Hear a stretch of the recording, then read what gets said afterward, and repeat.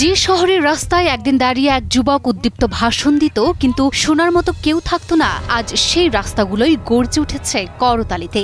অবিশ্বাস্য হলেও সত্য, সেই মানুষটাই এখন যুক্তরাষ্ট্রের প্রাণকেন্দ্র নিউ ইয়র্কের নতুন মেয়র। নিউ ইয়র্ক জুড়ে আজ একটাই নাম, মামদানি। অথচ 1 বছর আগে তাকে কেউ চিনত না। সেই এখন বিশ্বজুড়ে আলোচনার কেন্দ্রবিন্দু। ডেমোক্রেটিক পার্টির প্রার্থী জোহরান মামদানি নিউ ইয়র্ক সিটির 111তম মেয়র নির্বাচিত হয়েছেন। আর এই জয়ের মধ্য দিয়ে তিনি লিখেছেন এক অনন্য ইতিহাস। শহরটির প্রথম মুসলিম মেয়র হিসেবে দায়িত্ব নিতে যাচ্ছেন প্রখ্যাত ভারতীয় চলচ্চিত্র নির্মাতা মীরা নায়ারের পুত্র, উগান্ডার কাম্পালায় জন্ম নেয়া এই তরুণ নেতা। কিন্তু এই জার্নিটা খুব একটা সহজ ছিল না। তার যাত্রা শুরু হয়েছিল অভিবাসী পরিবারের সংগ্রাম, রাজপথের প্রতিবাদ আর অদম্য স্বপ্ন থেকে।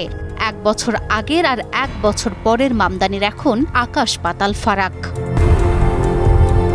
মার্কিন রাজনীতিতে জোহরান মামদানির উত্থান অনেকটা হঠাৎ করেই। 2020 সালে ডেমোক্রেটিক পার্টির এই রাজনৈতিক নিউ ইয়র্ক স্টেট অ্যাসেম্বলির সদস্য নির্বাচিত হন।